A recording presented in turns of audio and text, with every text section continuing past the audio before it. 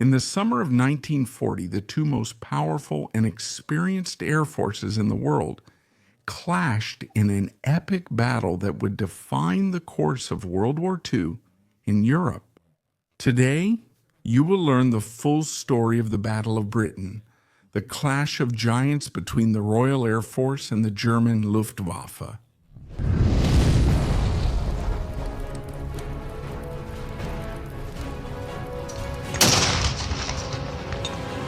In the summer of 1940, the attention of the entire world was focused on Europe and the dramatic events unfolding there. The armies of the Third Reich were on the offensive against France, breaking through line after line of defense, and it was becoming increasingly clear that the stalemate of 1914 would not be repeated. The German armored spearheads had isolated the British Expeditionary Force on the beaches of Dunkirk, and after abandoning all their equipment behind, the British were evacuated from there at the beginning of June, leaving the French alone against the Wehrmacht, clearing the skies of any French air presence to harass the German tanks. The Luftwaffe led the vanguard of that summer's rapid advance, with its pilots, veterans of the Spanish Civil War, annihilating dozens of enemies trapped in the cockpits of the most modern and proven combat aircraft in the world at the time, the Messerschmitt Bf 109.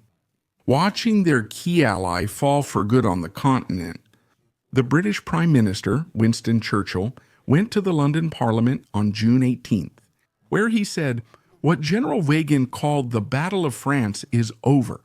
I think the Battle of Britain is about to begin. On this battle depends the survival of Christian civilization. On it depends our British way of life and the continuity of our empire. All the fury and power of the enemy will soon be turned against us. Hitler knows he will have to defeat us on this island or he will lose the war." Just 4 days later, a French delegation signed the country's surrender in the forest of Compiègne. At that moment, a profound change in the European strategic plan took place. Germany could now use all of northern French territory to set up its attack bases against the United Kingdom, the last nation still challenging its supremacy.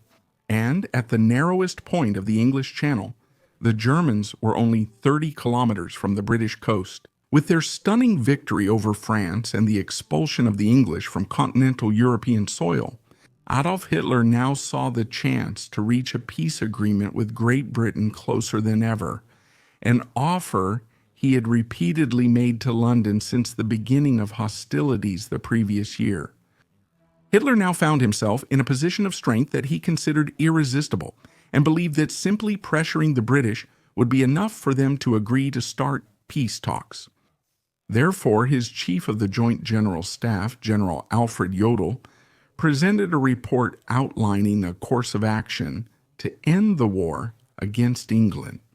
And the first objective would be to achieve air supremacy over the south of the country by destroying the Royal British Air Force. The rapid victory over enemy air forces in the previous 2 months had come at a high cost for the Luftwaffe, which had lost about a third of its strength in the fighting.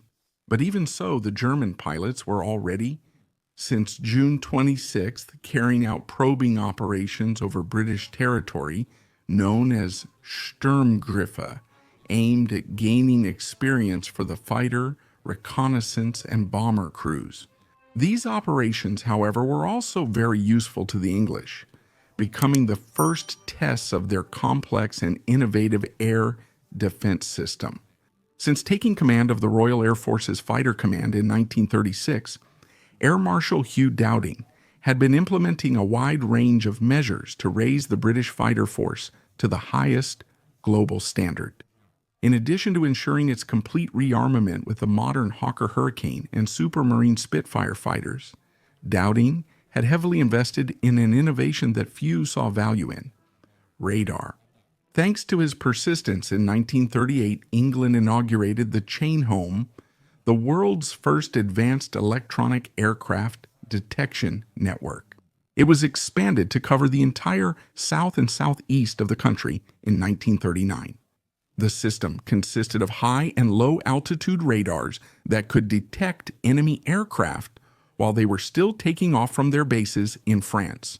However, the first attempts to turn the electronic detection of aircraft into useful information for the fighter command proved to be of little success. In this way, Dowding once again intervened, creating a system that used numerous observation posts along the entire coast and throughout the interior of the country, connected by telephone lines to the fighter headquarters at Bentley Priory, where information about clouds, number, type, and route of the aircraft was passed on to the group commands and positioned on a large map of the country to create a real-time representation of the situation. With this innovative arrangement, which would become known as the Dowding system, the group commanders could select their squadrons and send them directly against the enemy's incursion route. Dowding divided Britain's air defense into 4 areas, each under the responsibility of a group, who controlled the fighter squadrons and assigned them to interceptions. Thus, defending the southwest of England and Wales was the 10th Group under the command of Air Marshal Sir Christopher Brand. The hottest area of the battle, the defense of southeast England and the capital, London, was the duty of the 11th Group, led by Air Marshal Sir Keith Park, who had under his command the largest number of fighter squadrons and the precise Spitfires. In the air defense of northern London and the British Midlands, there was the 12th Group, led by Air Marshal Sir Trafford Leigh-Mallory, and, with the responsibility of defending Scotland, there was the 13th Group, led by Air Marshal Richard Saul. The Luftwaffe's attacking forces had been reorganized right after the French surrender, and now 3 major commands were positioned against Great Britain, with headquarters in Brussels, Belgium. There was Luftflotte 2, led by Field Marshal Albert Kesselring, directly against the area of Group 11. On the other side of the English Channel, it was supposed to eliminate the Royal Air Force's infrastructure on the way to London. On its left side was Luftflotte 3, led by Field Marshal Hugo Sperle, who, from his headquarters in Paris, was supposed to attack the western part of England. And, based in Stavanger, Norway, was Luftflotte 5, commanded by General Hans-Jürgen Stumpf, responsible for attacking targets in northern England and Scotland. The actions of the 3 German air commands would initially be aimed at eliminating the British Air Force and its industrial base, as preparation for a possible amphibious invasion of England, with the codename Unternehmen Seelöwe, or Operation Sea Lion, whose preparations were authorized by Hitler on July 16th. German military intelligence was working under the mistaken assumption that the Royal Air Force was weakened and that just a concentrated effort of a few days against its bases would put it out of action. The Luftwaffe's encounters against the Hawker Hurricane, Ferry Battle, and Bristol Blenheim models over France had not impressed the German pilots, and the small number of German spies in England did not allow Berlin to create an accurate picture of what the fighter command was keeping behind its borders.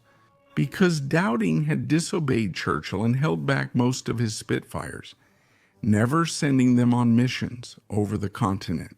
On July 17th, one day after Hitler's orders, Sperle and Kesselring launched a massive offensive against British shipping in the English Channel, which became known as the Kanalkampf. The Germans' objective was to gain air superiority over the sea route and at the same time draw the fighter command into the fight. Protected by the Messerschmitts, the Stukas began attacking English convoys carrying supplies through the channel, causing heavy losses by sinking numerous ships. Over the following days, Dowding once again held back his fighters. Determined not to fall into the Germans' trap, and with obsolete squadrons, such as those using the Bolton Paul Defiant, made up most of the air support, being decimated by the Luftwaffe. The entire German bombing force was put into action, and during the days at the end of July, the Germans had taken control of the skies over the Channel. At the beginning of August, London found itself forced to abandon the convoys through the Channel, transporting its supplies by rail across the country. The progression of the fighting was favoring the Luftwaffe, but the high number of losses was increasingly worrying its commanders, who had also realized that fighting over the English Channel would not destroy the British Air Force. Based on estimates that would prove to be inaccurate, Hermann Göring was convinced that the Royal Air Force was cornered. And on August 6th, he decided on the Adlerangriff, or Eagle Attack, a concentrated 4-day assault against the fighter command in southern England. And then they began to target their industrial and economic objectives until they reached London. Bad weather postponed the Adler Tag, or Eagle Day, the start of the offensive, until August 13th, when finally the radar stations along the coast began to be attacked. Although some stations were put out of action for a while, destroying the towers proved to be a complicated task. And without attacks on their power stations, the system continued to operate. 2 days later, on August 15th, convinced that the Royal Air Force fighters were concentrated in the south of the country, General Stumpf decided to launch the Luftflotte 5 bomber force against bases in the north of England, taking off from Denmark and Norway. Due to the long route, the Bf-109S could not escort the bombers, who were accompanied by the heavy fighters, Messerschmitt Bf-110. Detected in advance, the formation had a nasty surprise when they were met by swarms of Spitfires and Hurricanes, who were able to act almost indiscriminately against the Germans. Of the 115 bombers and 35 heavy fighters sent that day, the Luftwaffe lost no less than 75 aircraft, and after such a shock, the Luftflotte 5 never again acted in large numbers during the battle. On August 18th, the Luftwaffe made another gigantic effort to draw the Royal Air Force into the fight, with large formations of bombers escorted by fighters, attacking the airfields of Group 11. This time, Fighter Command responded in force, and the largest air battles ever recorded up to that point were observed.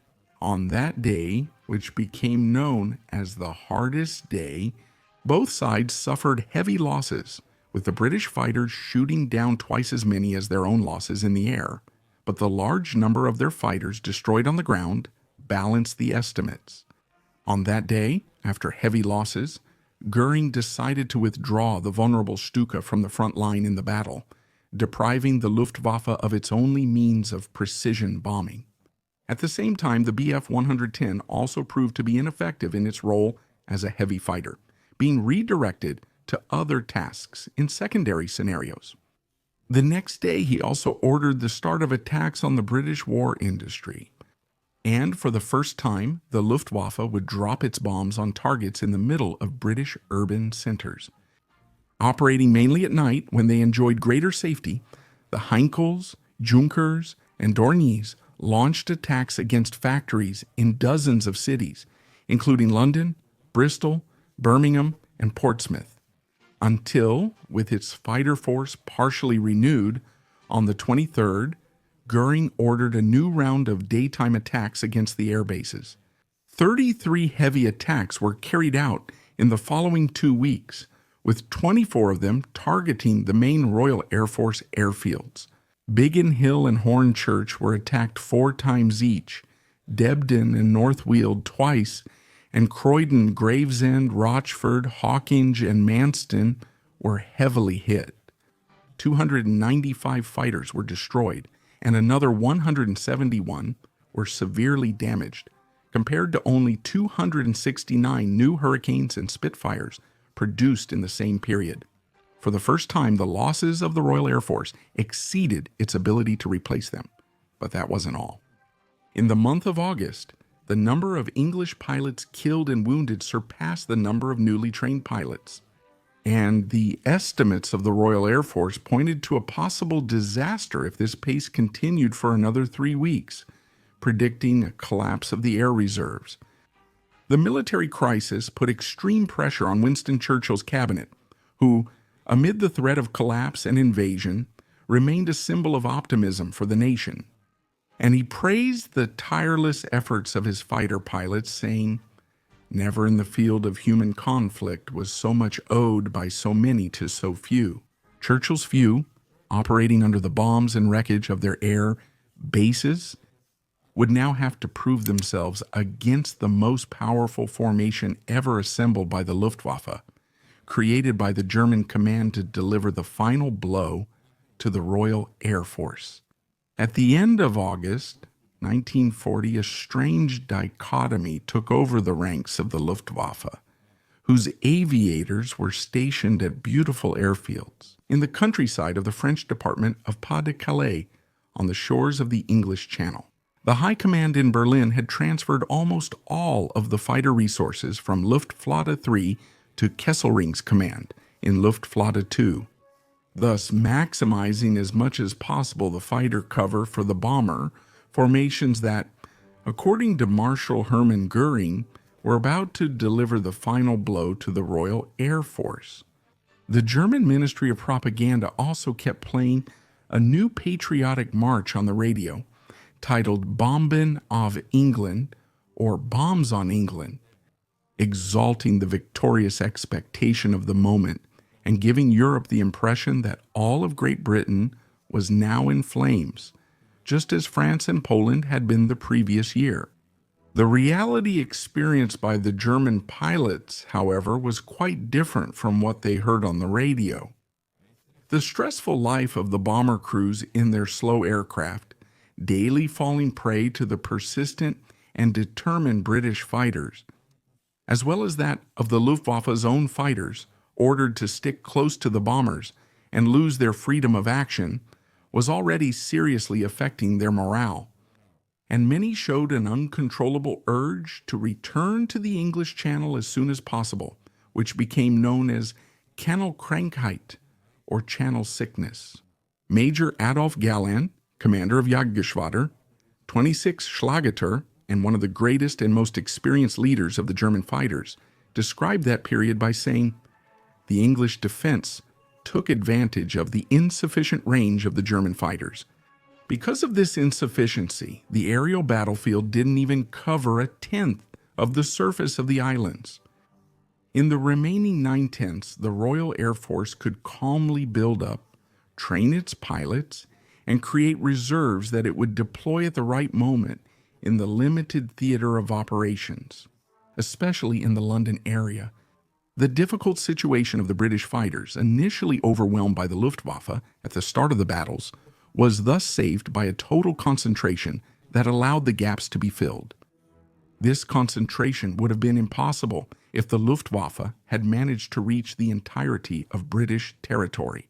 In fact, the stranglehold that the Royal Air Force's Fighter Command was experiencing in the second half of August was beginning to loosen, with the fighter schools on the islands, in Rhodesia, and in Canada beginning to send pilots in increasing numbers.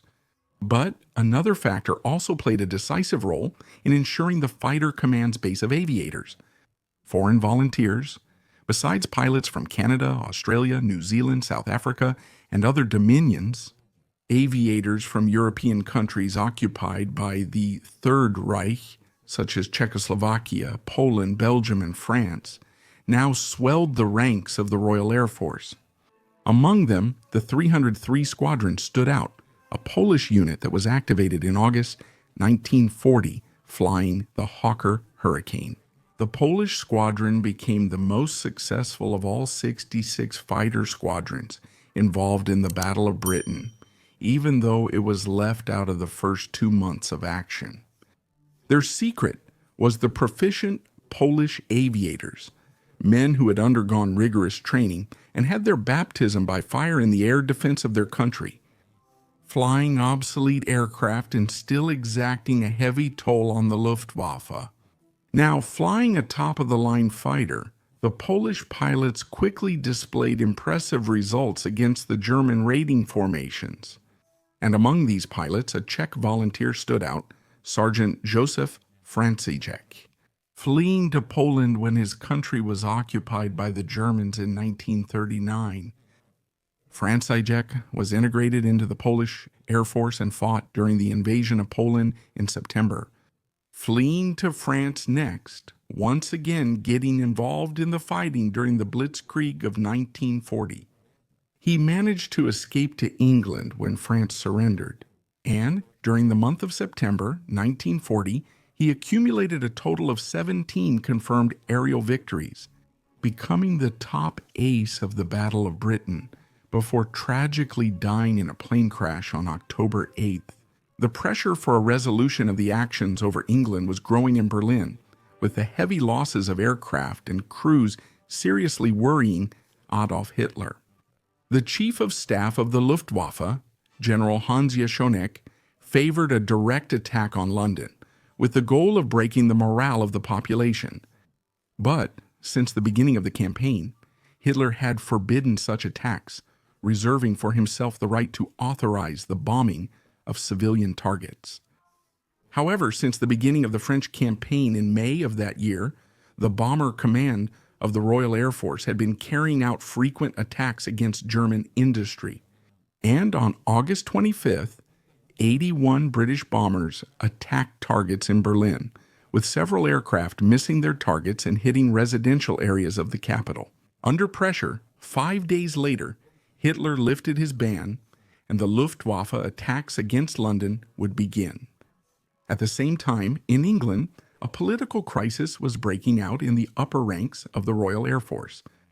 The commander of Group 12, Air Marshal Sir Trafford Leigh-Mallory, often vociferated against the deployment of his group's forces in Dowding's defensive scheme, which he considered a waste of their combat potential.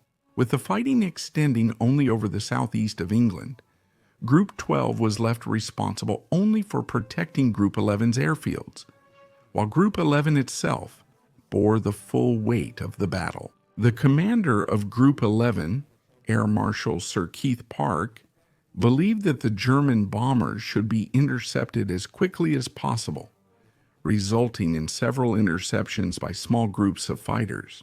But Leigh-Mallory proposed an alternative, gathering as many squadrons as possible in the air into a single formation, which would then attack the Luftwaffe en masse in a tactic that became known as the Big Wing. Park and Leigh-Mallory clashed politically due to their differing views on the battle. And in the following weeks, the two were able to put their respective operational models into practice. On the morning of September 7th, nearly 400 German bombers, escorted by 600 fighters, took off from their bases in France, heading for London, in an action that became known as Vergeltungsangriff, or revenge attack. Detected and identified by the Dowding system, the formation passed over southern England, flying over the damaged airfields of Group 11, who were surprised not to receive the bombs. The Spitfires and Hurricanes took off on alert and climbed to intercept, managing to shoot down some bombers before they reached the capital. But the bulk of the formation reached London and dropped their bombs on the target. The immense docks of the Thames estuary east of the city causing extensive damage to the infrastructure and resulting in 1,600 civilian casualties, both dead and wounded. Leigh-Mallory's Big Wing was used for the first time, but the fighters took too long to get into formation, delaying contact with the enemy. The success of the attack was publicized by the German press, and the Royal Air Force, still shaken by the wave of attacks on the airfields, was still trying to recover. The following days, however, brought vital relief for Dowding, as bad weather prevented major German actions over the country. Only a week later did the weather signal favorable conditions for a major attack. And Sunday, September 15th, 1940, would be the decisive day to show who really controlled the skies over southern England. At 10:10 that morning, under the command of Major Alois Lindmer, the formation of German bombers took off from France and met up with the Messerschmitt escort over the coast, then headed for London. At the same time, the team at the Group 11 Control Center at Uxbridge Air Base was surprised to receive a visit from Prime Minister Winston Churchill, who had arrived unexpectedly to inspect Park's command. Quickly, Churchill would become a witness to the most decisive air battle of the Battle of Britain, observing the actions directly from its nerve center. The Luftwaffe had been detected by the Dover radars, and Park launched 9 of his squadrons for interception. Meanwhile, the warning was also given to Group 12 at Duxford Air Base, which would implement the Big Wing once again. Park's fighters began to intercept the German formation over Canterbury, still on their way to the target, but initially the Messerschmitts managed to keep them at bay.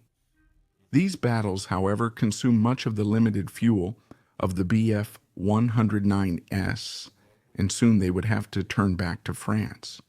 Arriving in London and seeing their escort begin to leave them, the German bombers found themselves met by 56 fighters from the Duxford Wing, under the command of Wing Commander or Lieutenant Colonel Douglas Bader, who began his attack during the bomb release. The intense combat that followed saw the German formation scatter, with several aircraft going down in flames, and at 1 o'clock the bombers returned to their bases.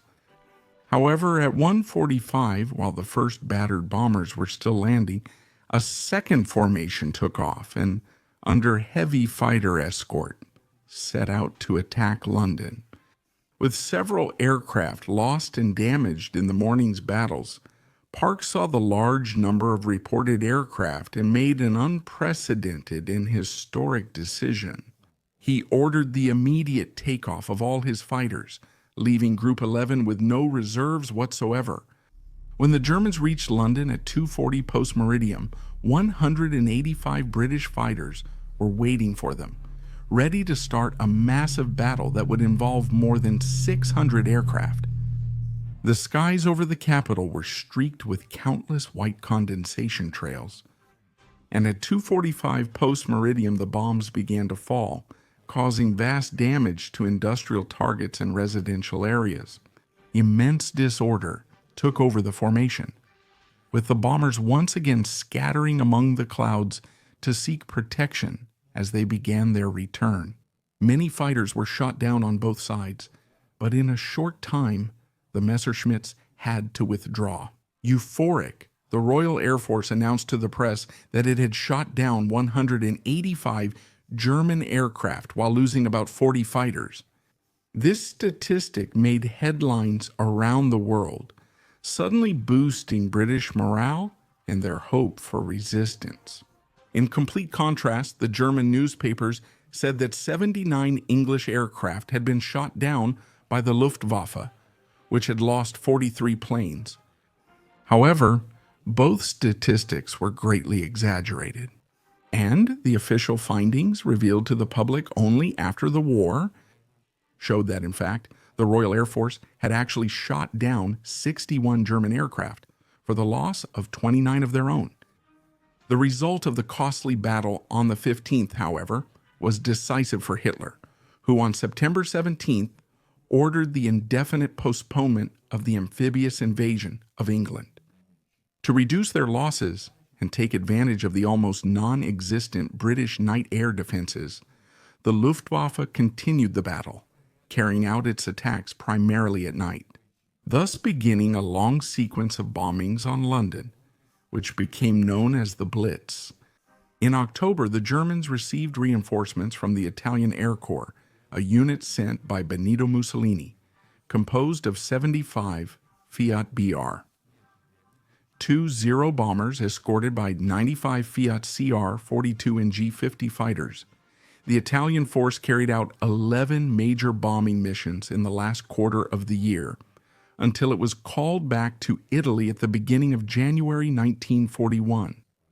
Parallel to the unfolding of the battles over England, the tension between Germany and the Soviet Union was growing due to disagreements over their spheres of influence in Eastern Europe.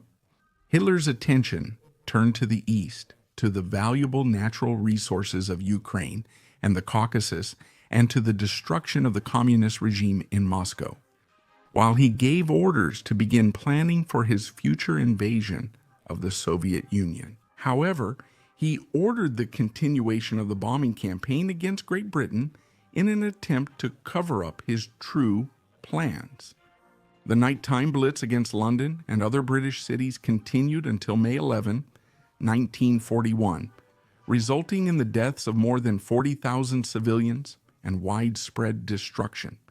Great Britain, however, had survived and by that time was already keeping the Germans engaged in combat in the Mediterranean. The Luftwaffe bombers were then withdrawn from the English Channel and quietly moved to bases along the Soviet border, prepared for the launch of the upcoming Operation Barbarossa. Since then, September 15th has been celebrated in Great Britain as Battle of Britain Day, a date marked by festivities throughout the country, marking the historic day when the Royal Air Force definitively broke the invasion momentum of the Third Reich's armed forces. So did you like our content? If you want War Room to keep producing these videos, consider supporting us. You can help us by sending us a Pix or by joining our campaign on Apoyacy, where you'll get access to our exclusive WhatsApp group and have your name displayed here in the videos. The link is right here in the description. Well, if you like this video, don't forget to share it with your friends too. Give us a thumbs up and subscribe to Sala de Guerra so you don't miss anything else. I'll wrap it up here and thank you again for watching, and here's a big hug from Sala de Guerra.